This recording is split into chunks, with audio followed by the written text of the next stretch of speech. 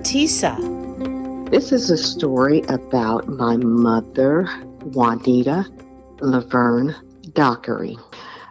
She passed away at the age of 64, but having severely high blood pressure for the majority of her life started when she was a teenager, and it was due to only having one kidney.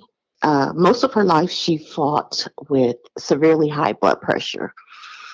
When she was in her late 40s, she started on dialysis.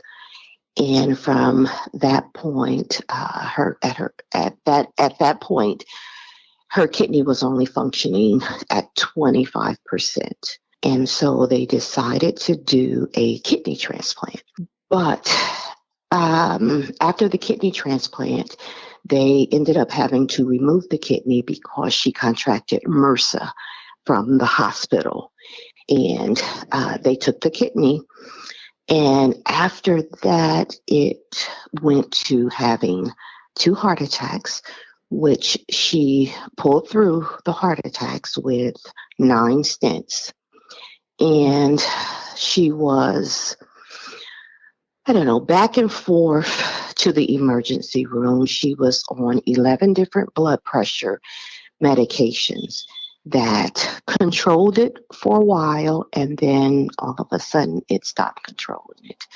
So most of her life, she was in and out of the hospital. But for the most part, she did well. She lived a pretty good life up until she got into her 50s. And then her quality of life started going down. She started having other problems like gastroparesis. They ended up having to put in a feeding tube because she couldn't keep her food or her medications down. And so for probably a better part of 8 years, we were back and forth to emergency room and calling ambulance, them coming, trying to bring her blood pressure down. And when they couldn't, transporting her to the hospital by way of stopping at firehouses because she was in such bad shape. They couldn't continue to transport her until they brought it down some, and then they would continue to the hospital. From that point, she was doing well with the quality of life that she had, but it just continued to worsen for her. And November 3rd,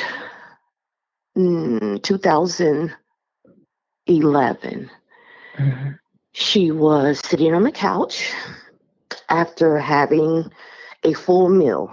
I mean, she hadn't eaten a full meal for probably 3 years, and she had a full meal. She was talking, laughing, doing well.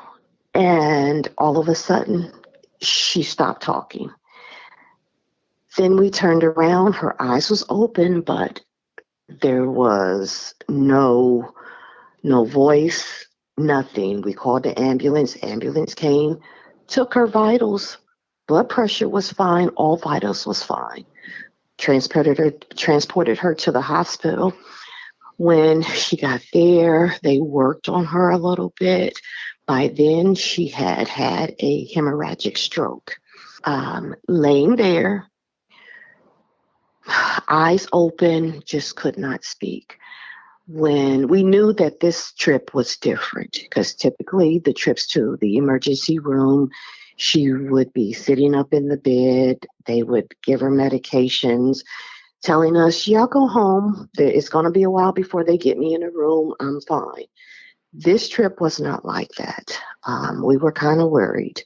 And so standing around waiting on them to give us information on how she was doing, the priest came and took us to a room. By then, they started doing work on her, and they kept closing the door. We could no longer see her. So at this time, they wanted to take her to have a brain scan. And I could see her face. They wheeled her out of the room. I kissed her on the forehead. I said, "Love you, Mom. We will see you later." And came back from the brain scan. We were sitting in the room. The doctor came in and he said, "I am so sorry." He said, "I have done all that I could do." He said, "I give her an hour." He showed us all the scans. He said, even if it was my mom, he said, doing surgery would not help her. And my dad kept saying, "Do the surgery, do the surgery." I said, "Dad, you're not hearing him. It's not going to help her. She's already brain dead." We're looking at the scans, and the stroke started on the left side, and we could see the blood flowing because she had the intracranial hemorrhagic stroke. The blood was flowing through her brain as they just snapped pictures, and it went from the left side to the right side. So she was already brain dead.